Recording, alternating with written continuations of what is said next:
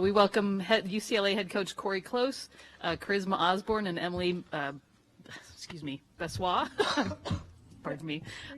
Coach will let you open, and then we'll take questions. Wasn't that nice of us to make a really exciting game for the media and to start off the tournament that way? You know, we're all about the selflessness, taking one for the team.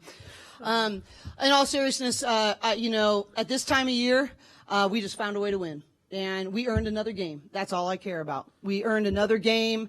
We took some things that we've learned in the past about mindset, and when things don't go your way and you're frustrated and you're tempted to go into yourself, how do we respond? And what leads to us getting shots, okay, getting stops and rebounds when maybe you've had some disappointments, maybe some things haven't gone your way, maybe that other team's gone on a run. And at this time, there's not time to unpack or be philosophical. We just got a chance to earn another game, and I'm going to enjoy that. Thank you, Coach. Questions? Right here in the second row. Matthew Walter for Coach and Charisma. Charisma, in overtime, you seem to just said, this is my period of the game, put your stamp on it. You had 8 points. I think you scored the first 6 for you guys. You had 2 big steals. Just what did you bring in that overtime? What did you know? Like, I have to step up. This is my, probably last Pac-12 tournament. I'm not going to go out on a loss in the first round. We got to at least advance to the next day.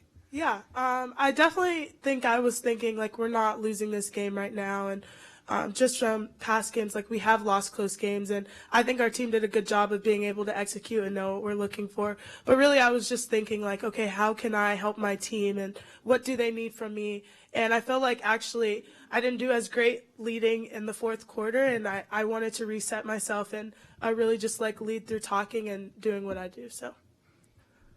Yeah, I think that, to answer that, I think Charisma, what she said about the reset is that's something we work really hard at.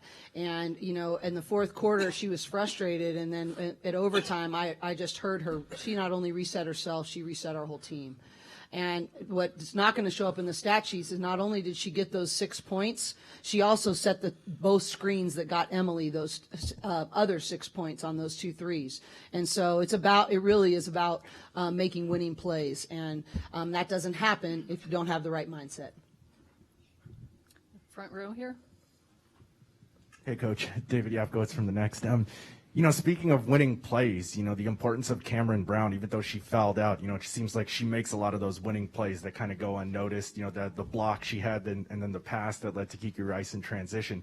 Just, how important has she been in this game and then just in general in the season for you guys? Yeah, I wrote her a note this morning, and I just said, you are our quarterback out there. When you're in between the lines, you talk, you think ahead, you anticipate, you have a great basketball IQ, and I just kept saying, lead us, talk to us, make those plays. And this was our lowest passion play game in a long time, and I think it's because Cam wasn't out there as much. Obviously we missed Lena in that category as well, but Cameron Brown, her out-of-area rebounds, her ability to set, we call them assist screens that lead to open shots for a teammate, and she's a whatever it takes. She's a glue player. She's what makes you go from having talented individuals to a cohesive team that does something bigger together than they could do on their own, and she deserves so much credit for what she brings to our team. Tuking to win with the LA Times for Emily. You guys mentioned those really close games. What specifically were those lessons that you took from those games, and what moments did you see them kind of show up today? Yeah, I think we analyzed a lot of those close games.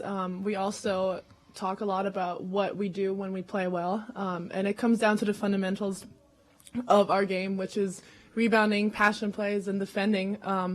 And just having those past games as experience, we knew exactly who we're looking for and what we're looking for. And like you guys said, Charisma took the ball and scored, but she also set great screens. We rebounded the ball really well in the end again.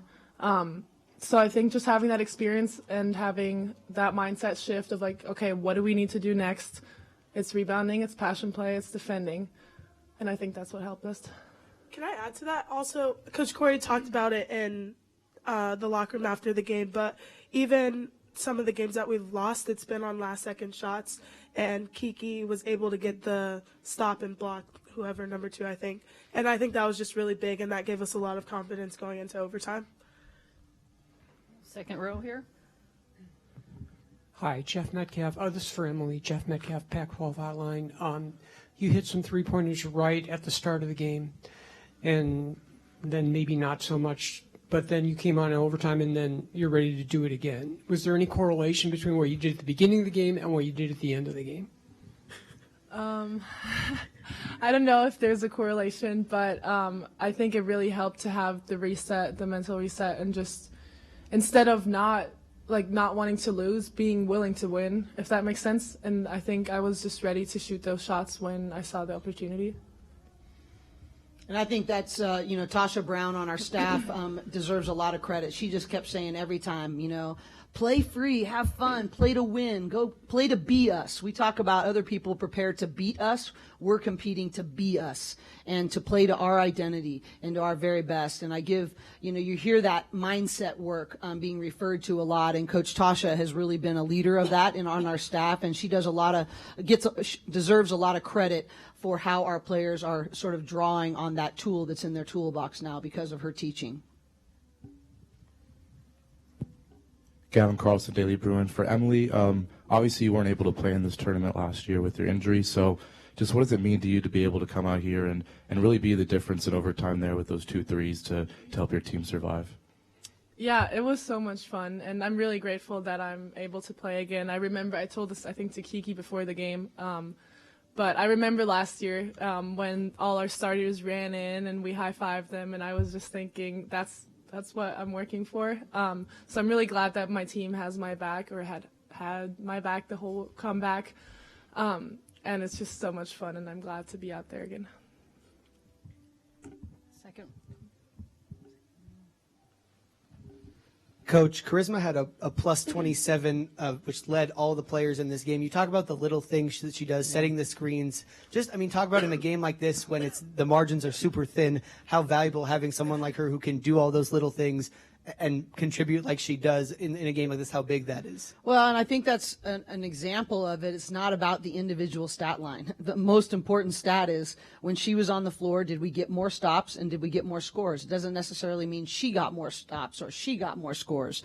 And I think that's what the game is all about. And I think I love that you picked that out, plus 27 on her plus minus. I mean, it's not about what you do for yourself. It's about what you do to help us win more possessions. And that's what I've been saying about Charisma all year, is that, people will point to a lot of different things that she can do, and she has a lot of different skills. But bottom line is our team gets more stops and our team gets more scores, period. Front row. Cori, Charisma just mentioned Kiki. Huge play to tie the game, then defensive stop.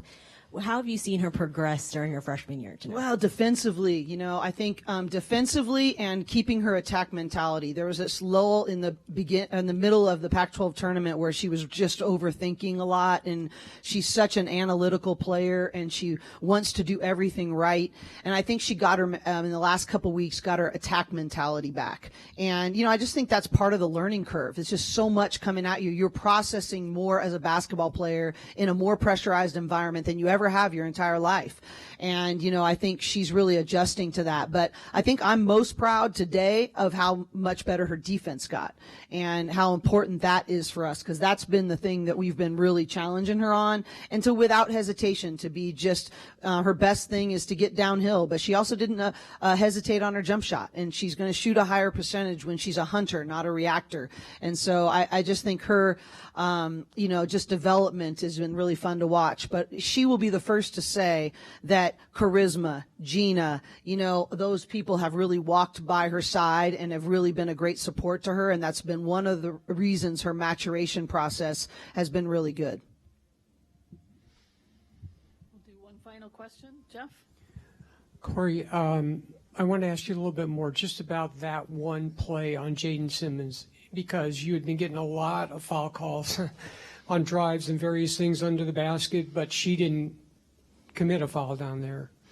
So can you because that could have been the game. like right there? Well, and I think there was a couple of plays, obviously, reffing these kind of games are really difficult. There's a lot on the line, and those are really difficult positions. But, I was fired up on a couple of those calls, but the reality is when it came down to it, could you find a way to get a stop for your team? And that's really all that matters. You have to adjust to how the game's getting called. And if they're able to get really deep on their dribble drive offense and some of the ways in which they were running, their attacks, you're putting yourself in a position to have referees have an influence. And to me, she just found a way to make a play. We weren't going to rely on whether it was a foul or not a foul.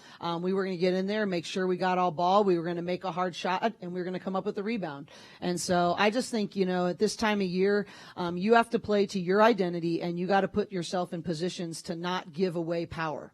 And you can't give away power or energy to things that are out of your control. And so that's on us if we do that. So the reality is we have to have a maturity about us, and that's what I was pleased about, is that we put ourselves in a position to have control and to make the play we need to make.